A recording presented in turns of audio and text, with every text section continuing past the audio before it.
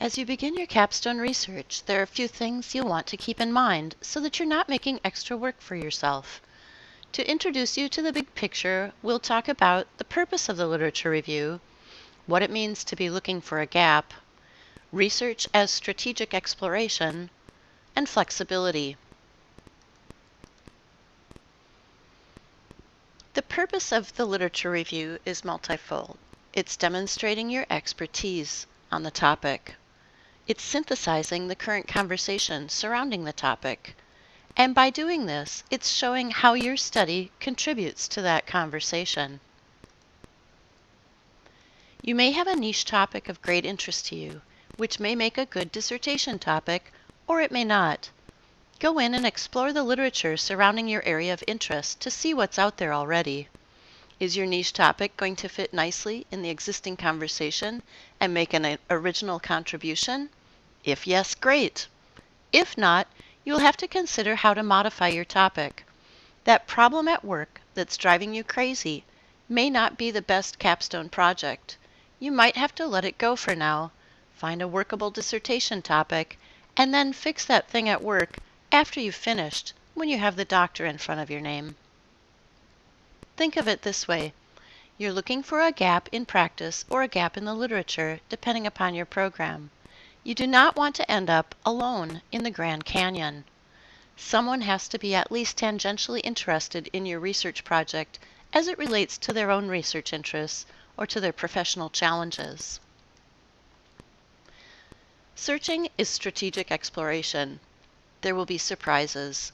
You will be feeling uncomfortable. Not everyone is going to agree with your point of view. That is expected. You're not a journalist proving a point. You're a scholar. You're supposed to be finding all points of view, which you will either respectfully disagree with or use to back up your argument. Ambiguity is an integral part of scholarly discourse. That's why we keep doing research, because nothing is clearly black and white. Dialogue, debate, and disagreement are all part of inquiry. As you continue to explore and be surprised, you will have to adjust your thinking. Sometimes you have to adjust your problem statement and the questions you're asking. Be open-minded about change.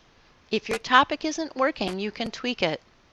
Change can seem like an overwhelming amount of work, but inflexibility can lead you into digging yourself into a very deep hole. Engaging with the research that's already out there requires adaptability. Flexibility is key. So remember, you're establishing your expertise. You're synthesizing the current conversation. And by doing this, you're showing how your study contributes to that conversation. While you're not writing a comprehensive history of your topic, you do have to know who the key players are and have been over time. You also have to know what the seminal works are on your topic. Don't totally avoid the old stuff. You'll need some of it. When you start feeling as though you've lost your way, ask yourself these questions. What is the current conversation in the field related to the topic? Who are the major authors? How does your study fit or not fit with the current conversation? And what does your study add to that conversation?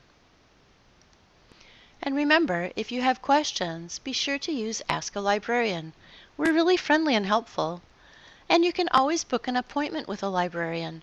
Most people find that spending a little time with one of us really helps them get on track as they're working on their literature review.